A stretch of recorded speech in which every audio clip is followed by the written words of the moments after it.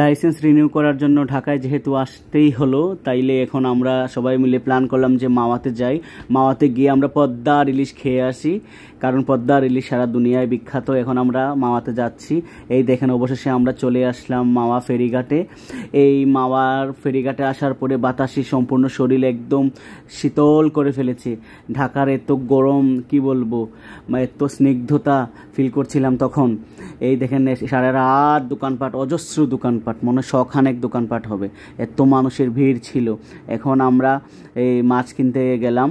এই দেখেন আমরা মাছ কিনছি। প্রথমেই আমরা সামুদ্রিক কাঁকড়া দেখলাম। সামুদ্রিক কাঁকড়া অনেক প্রাইস, অনেক দাম।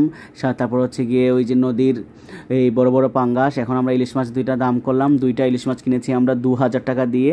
2 কেজি থেকে সামান্য 19-20 কম হবে। অনেক অনেক অনেক স্বাদ, আমাদের সিলেট থেকে অনেক সস্তা মাছ। এই যে এখন মাছ কাটাকাটি হচ্ছে। মাছ কুটার পরে এখন রান্নার জন্য নেওয়া হবে। এই যেখানে ইলিশ মাছের পেট থেকে অনেক ডিম বের হয়েছে, অনেক স্বাদ। এই ডিমগুলি খেতে কে কে ভালোবাসেন আমার মতো জানাবেন।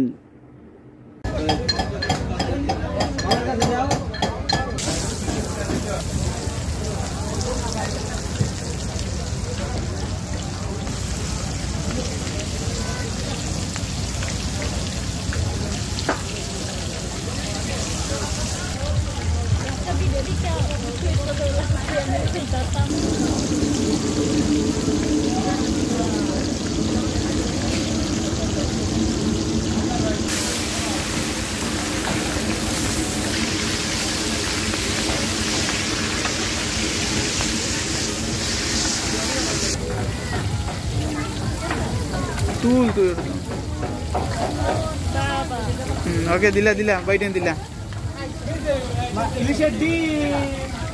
दिला बैठन दिला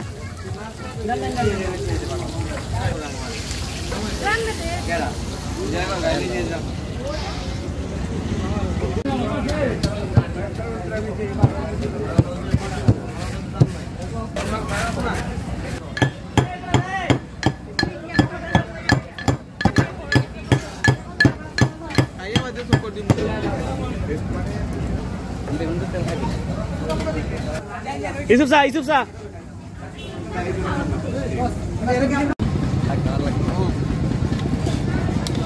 সব দিলেন, ডালিয়ে দিলেন, তবে লইল